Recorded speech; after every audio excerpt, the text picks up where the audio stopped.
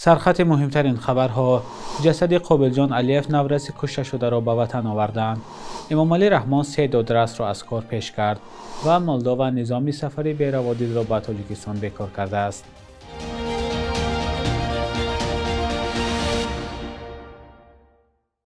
سلام بینندگان عزیز، مولا رجب یوسفی هستم با تازه ترین خبرها در خدمت شما. امروز 18 دکبر سال 2025 است.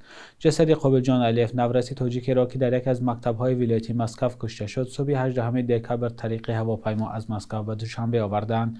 گروهی از خبرنگاران برای انعکاس این موضوع به فرودگاه دوشنبه رفتند، اما نمایندگان فرودگاه به خصوص کارمندان بخش امنیتی آن اجازه ندادند که خبرنگاران لحظه برآوردن جسد را ثبت کنند. خبرنگار یک از رسانه‌های محلی به رادیوی آزادی گفت نمایندگان فرودگاه او را مجبور کردند که نوارهای گرفته‌اش را تازه نماید. واکنش نمایندگان فرودگاه به این وضع فعلا معلوم نیست و روشن نیست که چرا آنها مانع کار خبرنگاران شدند. طبق اطلاع دریافته مادر قابلجان علیف و چند از پیوندان او برای دفن این نورس به تاجیکستان آمدند. در نظر است که مراسم ودا با قابلجان علیف 10 ساله امروز در زادگاهش ناحیه شهر نو برگزار شود. این نورس را کنار پدرش به خاک می‌سپارند. پدر این نورس نظامی بود و 3 سال پیش بر اثر بیماری درگذشته بوده است. روز 16 دکبر در نتیجه حمله یک نابالغ به مکتب در ولایت مسکو یک نورس 10 ساله کشته شد. حمله‌ور نابالغ با کارد به مکتب در ناحیه ادیناتس وارد شده، اول پاسبان را تیغ زد و بعد قابلجان علیف را کشت. مرگ این نورس واکنش‌های گسترده را در شبکه‌های اجتماعی و میان جامعه شهروندی تاجیکستان به میان آورد. وزارت کارهای خارجه تاجیکستان با پخش اظهارات گفت زمینه کشتار بیگانه ستیزی بود و در پیوند به این حادثه سفیر روسیه را در دوشنبه دعوت کردند و با آن نوت‌های یادداشت سپردند. وزارت کارهای داخلی تاجیکستان هم خبر داد که وزیر رمضان رحیمزاده در صحبت تلفنی از همتای روسش ولادیمیر کالاکالتسف طلب کرده است که سبب و عامل‌های حادثه همه‌جانبه سنجیده و چاره‌جویی کرده شود. بار اول نیست که نورسان تاجیک در روسیه به طور وحشیانه کشته می‌شوند. رئیس جمهور تاجیکستان دستور داده است که مقامات برای گذشتن به نظام تحصیل 12 ساله چاره‌جویی نمایند. این نکته را امامعلی رحمان روز 16 دکبر در پیامش به پارلمان ارائه کرد. رئیس جمهور افزود که هدف از گذشتن به تحصیل 12 ساله مطابق کردن نظام تحصیلات تاجیکستان به استانداردهای جهانی است، اما پرزیدنت از این بیشتر جزئیات نداد و معلوم نیست که تاجیکستان کی به نظام تحصیل 12 ساله می‌گذرد. مقامات تاجیکستان چند بار است که گزارش به این نظام تحصیل را به تأخیر می‌گذارند. آرتور وان دیزن، مدیر بنیاد کودکان سازمان ملل متحد یا یونیسف در تاجیکستان، قبلا در صحبت با رادیوی آزادی گفته بود که تاجیکستان عهده‌دار شده است که تحصیلات تا صنف 12 بالا برده شود.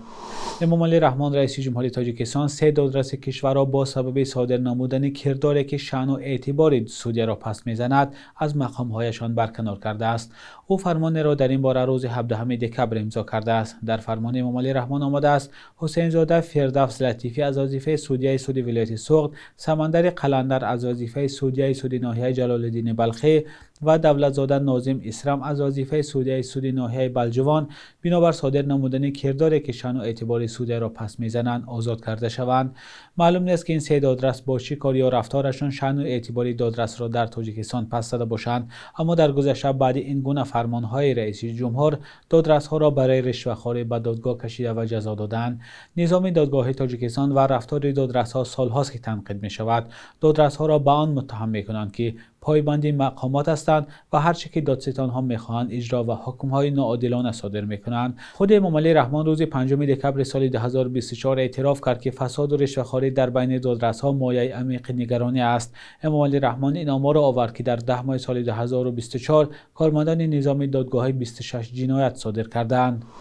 لطفی سنجش شهروندان تاجیکستان را هنگام دادن روادید یا ویزا و حق اقامت سخت‌تر می‌کند، چون این دستور به قانون مهاجرت وارد می‌گردد که از سوی وزارت کارهای داخلی لطفی آماده شده است. این طرح تفتیش علاوگی آن شهروندان تاجیکستان را پیش بینی می‌کند که می‌خواهند برای کار یا زندگی وارد لطفی شوند. همچنین اخیراً مولداوا سازشنامه سفر بدون روادید با 2 کشور شوروی سابق از جمله تاجیکستان را بیکار کرد. همکارم زرانگیز نوروزشاه این موضوع را آموخته است و قبل از برنامه با او صحبت داشتم. نخست از زرانگیز پرسیدم که درباره تصمیم مقامات لطفی بیشتر شرح بدهد. این باری اول است که پیشنهاد می شود تاجیکستان به روی خط کشورهای شامل شود که شهروندانش باید بیشتر سنجیده شوند. خبرگزاری بالتیاس بالز نوشته است وزارت کارهای داخلی لاتویا قرار خود را به آن اساس کرده است که در قیاس با سالهای قبلی خطر تروریسم در تاجیکستان بیشتر شده است. تهدید افزاینده گروه تندروی ولایت خراسان داعش در افغانستان از جمله خطرهایی بودند که وزارت کارهای داخلی لاتویا نامبر کرده است. مقامات لاتویا چند موردی را در چند کشور اروپا نامبر کردند که نام شهروندان تاجیکستان در پیوند با آن حادثه ها علاقمند گفته شد. بجز تاجیکستان، وزارت کارهای داخلی لاتویا پیشنهاد کرده است که روسیه همچون کشوری تجاوزگر به اوکراین و بلاروس به عنوان دولتی کمکرسان به روی خط اضافه شوند. شهروندان تاجیکستان که سالهای اخیر با مقصد مهاجرت کاری و زندگی به لاتویا می روند، تنها بر اساس ویزا به این کشور و دولت‌های اروپایی حق وارد شدن را دارند، ولی اکنون قرار است حجت‌های آنها بیشتر تفتیش کرده شود. سوال دیگر هم از انگیز این بود که چرا مولداوا نظام بدون روادید را با تاجیکستان بیکار کرد؟ پارلمان مولداوا روز 12 دکبر امسال سازشنامه سفری بدون روادید به کشورهای عضو اتحاد دولت‌های مستقل را بیکار کرد. این تصمیم در نوبت اول به شهروندان قرقیزستان و تاجیکستان دخل دارد. مقامات مولداوا قبلا گفتند چنین قرار با توصیه کمیسیای اروپا گرفته شده است. این سازشنامه سال 1992 در بیشکک امضا شده بود. من بعد شهروندان قرقیزستان و تاجیکستان برای سفر به مولداوا باید قبلا روادید یا ویزا بگیرند. دارندگان شناسنامه‌های دیپلماتی استثنا هستند و آنها همچنان میتوانند بی روادید وارد مولداوا شوند. اما بیکار کردن سفری بدون روادید به همه کشورهای عضو اتحاد دولت‌های مستقل از جمله ازبکستان و قزاقستان یا روسیه ربط ندارد. نمایندگان وزارت کارهای خارجه مولداوا گفتند هنوز سال 2004 به تاجیکستان و قرقیزستان سازشنامه دو طرفه درباره سفری بی روادید را پیشنهاد کردند، اما پاسخی نگرفتند. به اطلاع این نهاد دوام 5 سال اخیر زیاده از 16,000 تاجیکستانی و 10,000 قرقیزستانی وارد مولداوا شدند. مولداوا یک کشور سابق شوروی تلاش دارد قانونگذاری خود را با طلبات‌های اتحاد اروپا مطابق سازد. سال روان خدمات مهاجرتی لیتوا یک کشور دیگری نزد بالتیک اعلام کرد که قسمی زیاد شهروندان تاجیکستان شرط‌های قانونی بود و باش و کار در لیتوا را ویران و مطابق به قرارداد کار عمل نمی‌کنند. در پی این نگرانی وزارت کارهای داخلی لیتوا اعلام کرد که مرکز دادن روادید این کشور در شهر دوشنبه را می‌بندد.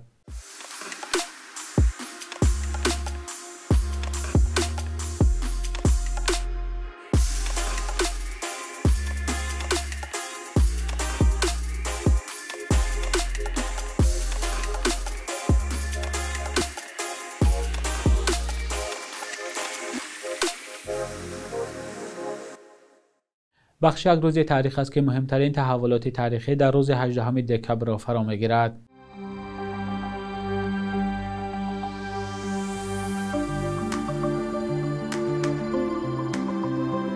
هجدهم دکبر سال 1908 باباجان غفورов تاریخشناسی معروف و یکی از رهبران تاجیکستان شوروی تولد شده است. مهمترین میراث علمی غفورov که همگی 68 سال عمر دید کتاب مشهور تاجیکان بود که از اولین تحقیقات مفصل و فراگیر درباره تاریخ ملی مردم تاجیک دانسته می شود. منقدان دو جلده تاجیکان را برای جای ناگزیر به ایدئولوژی شوروی مطابق شدن برخی شرح و توضیحاتش تنقید می کنند. سالهای استقلالیت حکومت باباجان غفورov را قهرمان ملی عنوان و کتاب او را به هر خانواده تاجیکستان تقدیم کرد. 18 دکبر سال 1923 نظام نورجانов هنرشناسی معروف تاجیک در شهر بخارا تولد شده است. نورجانov 94 سال عمر دید و یکی از دانشمندان سرشناس هنر ملی تئاتر، اپرا و بالت، رقص و موسیقی تاجیک بود. مؤلف تحقیقاتی با نام عالم بیکنار رقص تاجیک، تئاتر سنتی تاجیکان و دیگر کتاب‌ها بوده. شاگردانش به بهترین عالمان این رشته تبدیل یافتند و کار او را ادامه دادند. 18 دکبر را سازمان ملل متحد روز بین المللی مهاجران اعلان کرده است تا که توجه جامعه جهانی به این قشر جامعه بالا برده شود. جنگ و خشونت، تعقیب‌های سیاسی، نابسامانی‌های اقتصادی و طبیعی باعث به کشوری بیگانه رو آوردن مردم می شود.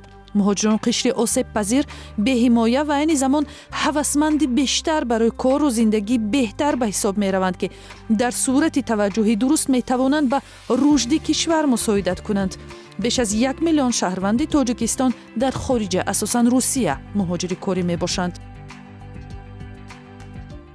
شبانه روز اخیر قرب روبل روسیه و هم دلار آمریکایی در برابر اسعار ملی سامانه بی تغییر بود. صبح امروز در بانک تجارتی تاجیکستان 1000 روبل روسیه به 112,115 سامانه برابر است. 100 دلار آمریکایی باشد از 915 تا 923 سامانه ارزش دارد.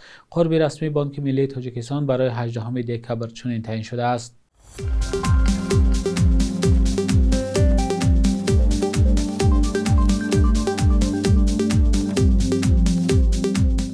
بینندگان عزیز، به پایان برنامه نویدی بامداده رسیدیم. خبرهای از این بیشتر را در سامانه رادیوی آزادی با نشانی azadi.org و صحیفه‌های ما در شبکه‌های اجتماعی پیدا کنید. تا فردا، خدا نگهدارتان.